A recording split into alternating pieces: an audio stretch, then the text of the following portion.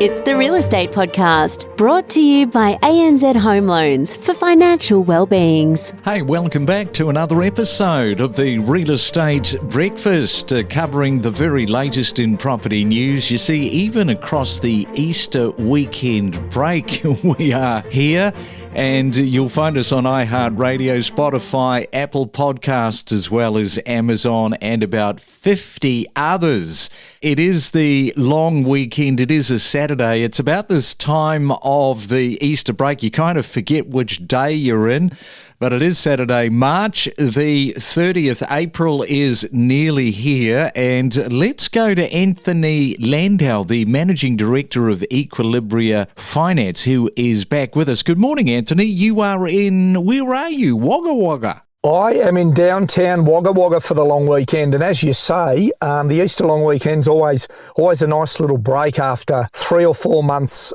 I'm in Wagga Wagga for a friend's wedding for the long weekend, so looking forward to all of that as well. I haven't actually looked at the weather for today, so hopefully it's going to be nice and dry. Big blue skies and big blue horizons out here at the moment, so it's a lovely day. Well, I guess you know which day it is because you got the wedding. You knew that was going to fall on the Saturday. But you know what I mean? You get into the Easter right in the middle of it and you do lose track. And it's been one of those hellish sort of weeks. My goodness, you never know what's going to happen from one week to the next. And you just got to look at that shipping container smashing into that bridge in Baltimore. Yeah, that was quite extraordinary, and to have that footage of the lead up and the actual ship hitting the bridge and the bridge coming down was quite extraordinary to see, and obviously very, very distressing for everyone involved. And they were talking about the economic impact of that, and it's literally split the whole city in two. There's shipping. There's boats in the shipping lines waiting. There's people who can't cross parts of the town and the city. So quite extraordinary, and the impact will be quite interesting to see how that flows on and how they adapt and remain agile over there. But yeah, extraordinary footage. And as you say, you never know what's going to happen one day to the next. I reckon they're going to have traffic lights, eh? If there is a shipping container going under that bridge, I reckon they've got to stop traffic. Yeah, I mean, I guess it's a fairly popular shipping lane by the looks of it, and by what footage I've seen anyway, which seems to be the same everyone would have, I'm imagining, it lost power or lost steering or something and just literally drifted into it. So, yeah, it'll be interesting to see whether they change regulations around bridges and shipping lanes. It's not a common occurrence, but it was quite an extraordinary event, as you said. 2 degrees of separation. The boat owned by a secret tax haven company faced previous bans from Australian ports due to labour exploitation. So there is a little bit of a footnote. Now we're looking in Australia in the grip of the rental affordability crisis, with these soaring rentals making this the toughest rental market in decades. We have spoken about this, Anthony. It doesn't seem to be getting any better. And amid the growing rental affordability and housing market crisis in Australia, there is this growing talk about the impact of changes to negative gearing. And I think you're going to put forward today the case to keep the negative gearing there. So firstly, let's loop back on investors and their activity. What's been happening with investor credit flows and trends? Good question to kick off, Craig, because it's probably 6, 7, 8 months ago we were talking about how investors were taking a cautious approach. But we've seen a shift with investor activity rising since December 22 quarter. It was 30.2% of new loans or credit flows for investment purpose. That's now shifted over the last 12 months to December 23 quarter, which is the latest data we've got. The shares increased to 32.4%. It's still a little bit below where it sits on historic average, but it's growing again. Interestingly enough, there's been a corresponding decline in owner-occupier activity, which fell from 67.7% to 65.6%. So what we're seeing is investors getting back in the market. And I believe what we're also seeing is some home buyers feeling like they're unable to afford a house, and they're looking at rent vesting or getting into the market through an investment property, which is probably also increasing some of the investment credit flows. We're even seeing that with our client base.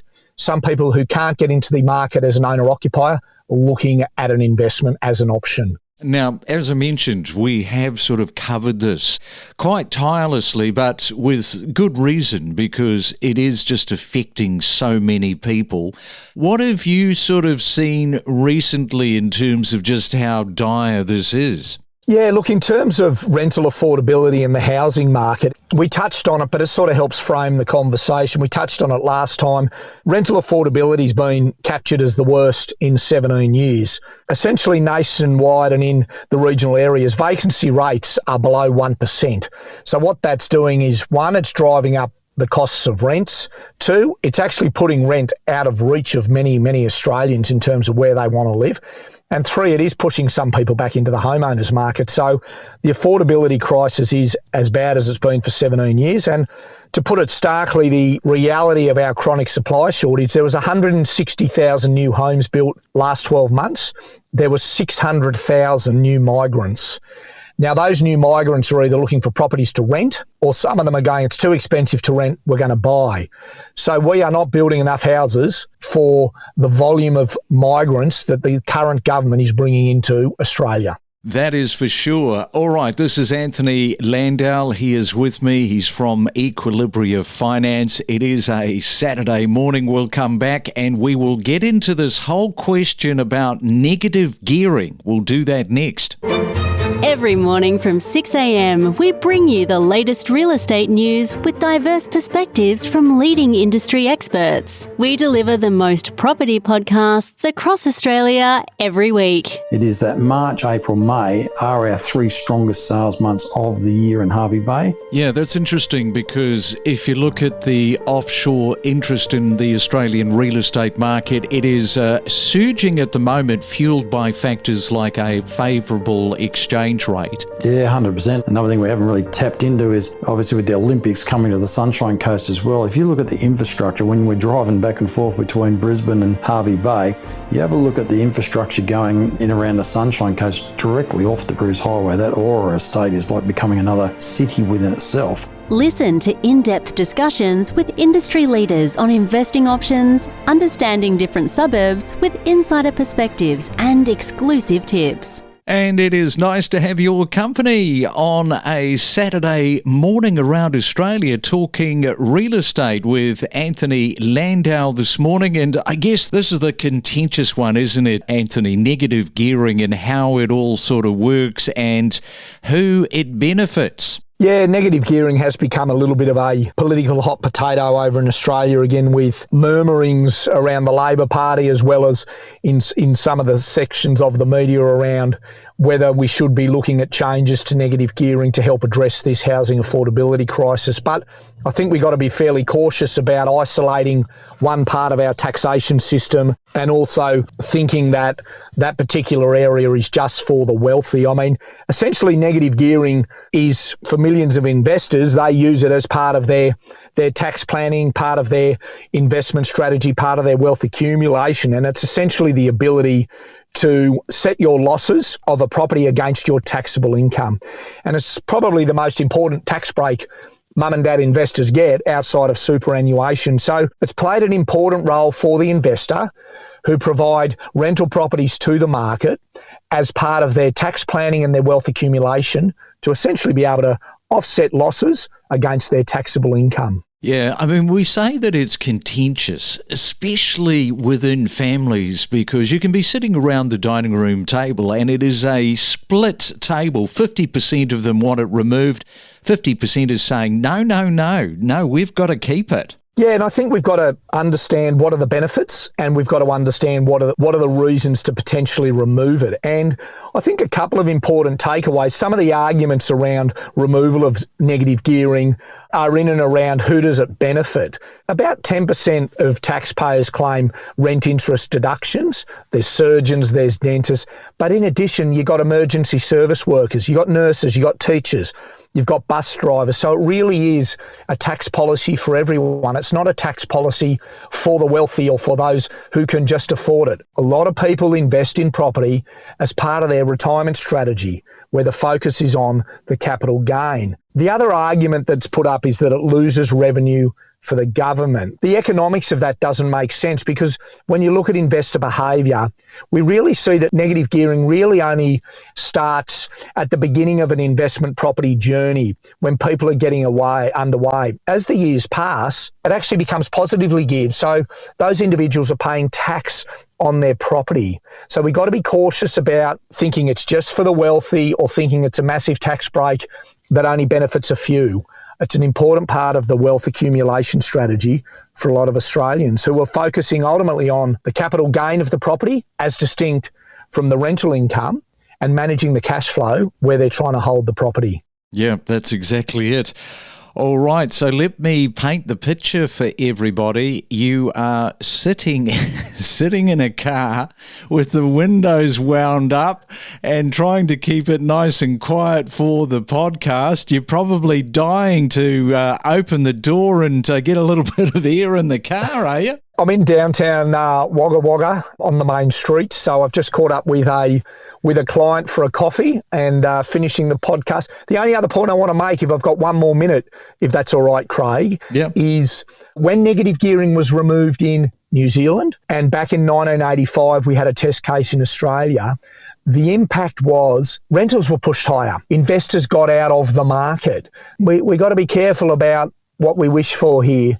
And we got to understand the benefits of negative gearing as well as, sure, there's some costs. It might be affecting some home buyers at the moment, but longer term, the removal of that could be a risk to investor activity and ultimately flow through to supply and demand and an incredibly tight rental market that we already see. Have you got a dapper suit to wear to the wedding? Well, it's a country wedding, so we've actually been told that the wedding's being held in a paddock. So it's a nice Australian country wedding, and we're told to wear sturdy footwear. So we'll have the suit and the tie on and the jacket, but it's more of a country style wedding. So it should be good fun with a nice afternoon of cold beers and some good tucker. So we're looking forward to it. Good tucker, yeah, that's what it's all about. It's quite interesting holding a wedding, of course, across Easter, because it really does sort of stuff people's plans up if they were planning otherwise. Yeah, a lot of people are travelling for the wedding, so it's a large property. People are camping on the property. There's a recovery, which is a good Australian country tradition, on tomorrow. So it could be a good couple of days for everyone who's made it. Yeah, it's a bit unusual over an Easter weekend, but the other side of it, people are making a weekend of it, so it should be good fun. Yeah, make the most of it, Anthony. All right, we'll leave it there. Enjoy your long weekend, your Easter break. Enjoy the wedding coming up today, and we'll catch you back in a couple of weeks' time. Look forward to it. Have a great weekend. Gain insights with exclusive conversations from real estate professionals about buying, selling and investing across Australia. Don't navigate the real estate market alone. Let us help guide you in the world of real estate every day. Make better informed decisions with the latest news and insights. We connect you to the best real estate information across Australia. The Real Estate Podcast.